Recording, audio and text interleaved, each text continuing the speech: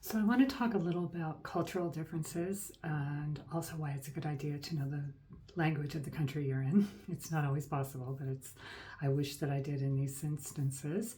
But I had two excursions recently. One of them was to a smaller town, and I was walking around, I was walking down the street, and these two little kids, probably, I don't know, around 5, 6 years old, came running around the corner with their dad, and they ran right into me. And I just went, "Oh, careful."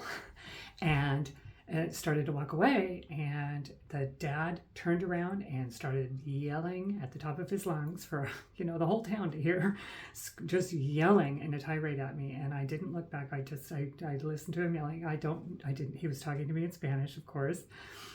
Even if I'd known the language, I don't know that I could have rectified the situation. I don't know what he thought happened, that I had hurt his child or something. I don't know, and I don't have any idea what he was screaming. It was absolutely mortifying, but I just kept walking, and while everyone's staring at me and he's yelling at me.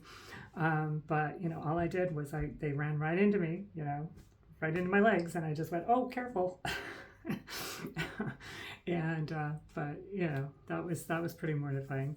The other incident was I was pretty crushed because I had booked another excursion, and I was expecting to be picked up by a bus and with a bunch of other people, at least anyway, and it was just this little minivan, and I was the only person going to this excursion.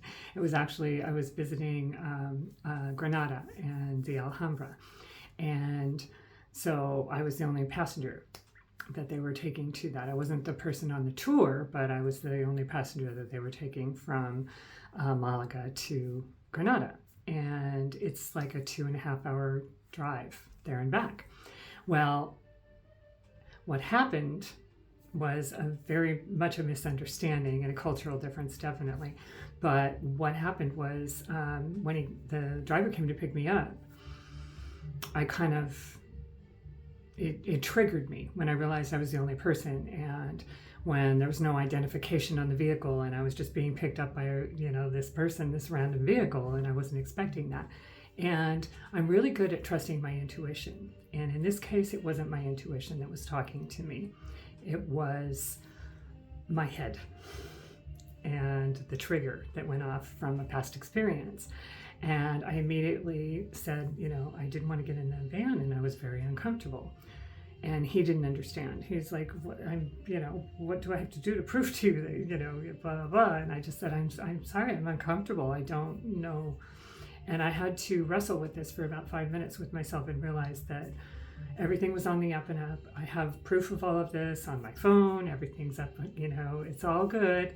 But no one's here to kidnap me. I'm not going to be taken away randomly. But I had to wrestle with that for about 5 minutes. And I didn't make anything, I was early, so it wasn't like we were leaving late. But he was really offended that I didn't trust him. And he had never experienced something like this. He said, "I've been doing this for 4 years. No one's ever acted like this," And he thought I was being aggressive when I was just, I was just uncomfortable. All I said was I was uncomfortable. But to him, I was aggressive because I didn't trust him. And he did speak English, but I tried to communicate, where this was coming from and all of that. In the United States, I would be highly suspicious of something like this.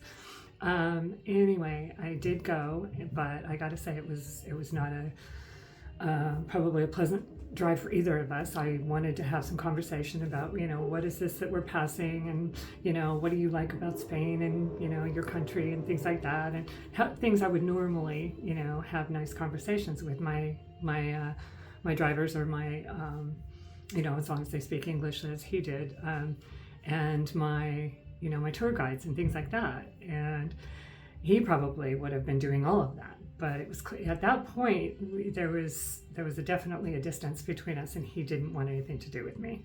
And I didn't know quite how to appease the situation, as far as I explained myself, and that, it's kind of, but it didn't really fix anything.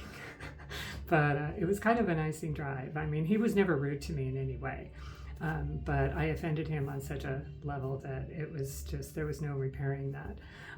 Speaking the language probably would have helped a little bit, even though he did speak English. And I tried to explain myself. He kind of just didn't want anything to do with me at that point. It was just like, I don't want to talk to you. If I asked him once, I said, oh, do they ski up here in the mountains where I saw snow? And he's like, yes. So it was kind of like, okay, I'll just be quiet and we won't have a conversation.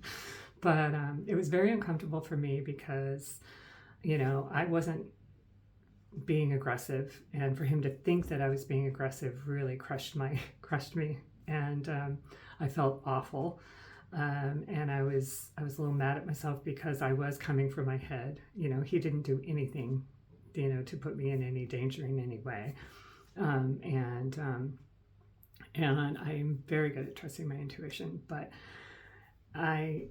you got to know the difference. And I realized within a few minutes that it was my head talking, not my gut.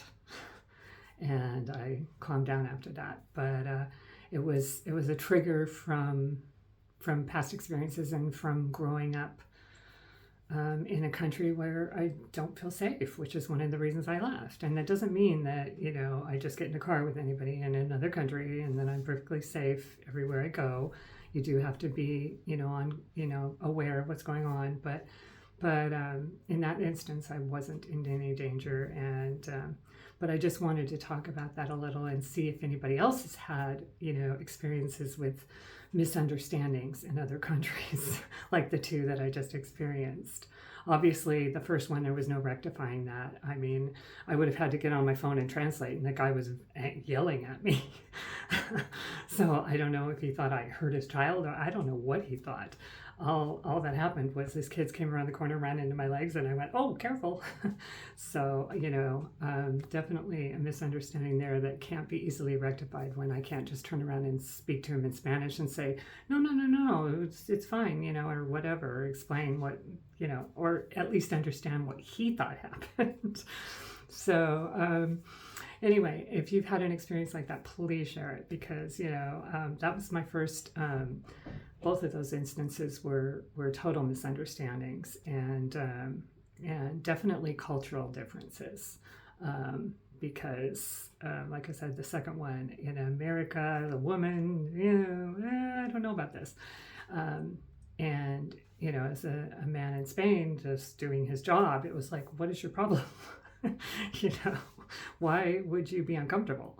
What have I done? You know, he's very offended. It's like, what have I done to make you uncomfortable? You know, and probably a little worried that I might say something to his boss or something that, you know, he did something that made me uncomfortable. And it wasn't that he did something that made me uncomfortable. It was that I was uncomfortable. Not because of him. So anyway, anything that you can share, I would really appreciate it. I'm sure other travelers have experienced similar, you know, some kind of instance where there's a misunderstanding because of cultures or language. So I just wanted to share that, and thanks for watching.